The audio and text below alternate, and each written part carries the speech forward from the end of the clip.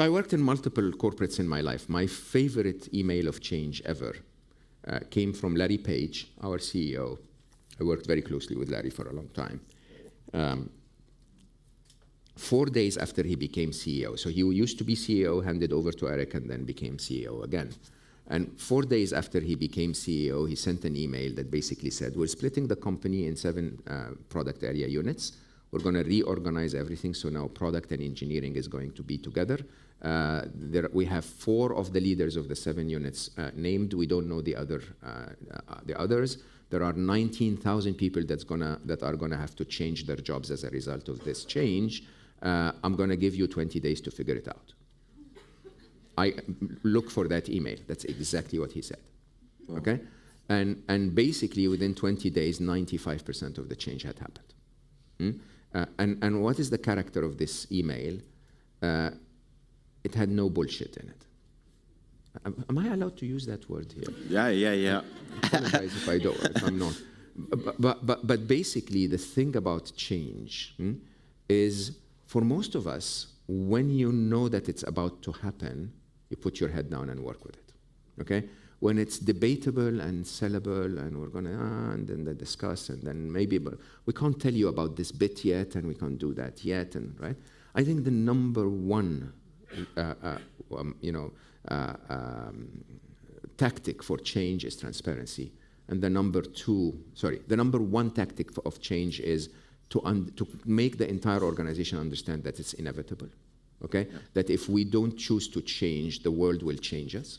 Okay, and 2 is to be fully transparent in the process. Yeah. Don't hide a thing. Do not hide a thing.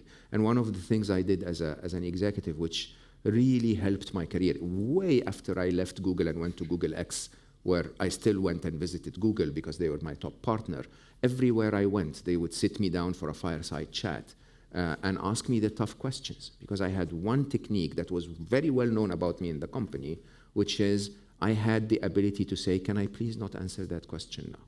Yeah. Okay? I never lied. I never said a slogan. I just was simply saying, and I would openly say, can I please not answer this question now, because my point of view differs from the company's point of view, and as a senior vice president in the company, I align with the company's objective. Yeah. Okay? And sometimes they'll say, can you share both points of view? And I will openly say, my point of view is that this and that, like walking out of China, for example, as a decision for Google. Okay? My point of view is A, B, and C. Okay? The company's point of view is X, Y, and Z. Yeah. Right? And I am, at my pay grade, not fully aware of everything that Larry has to deal with. Okay? So I'm going to align with Larry. And when I said that to people, people were like, okay, we're going to align with Larry too.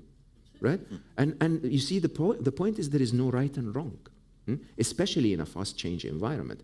The thing is, can we remember that regardless of how clever you are as a young newcomer into the company, you do not have to deal with the same complexity that someone else has to deal with. The things that were on my desk every day to make one single decision in Russia, for example, no single employee in Russia could actually have to deal with all of this. Everyone in Russia would have to deal with Russia, but they don't understand my budget limitations across the rest of Eastern Europe. They don't understand the engineering limitations on product development. They don't understand the positioning from the PR point of view in America. It's so complex. And yet we come into the organization and you go like, oh, they're idiots. No, you're an idiot. Okay? I'm really sorry to say that. Okay? You know, it's so unfair. Yeah.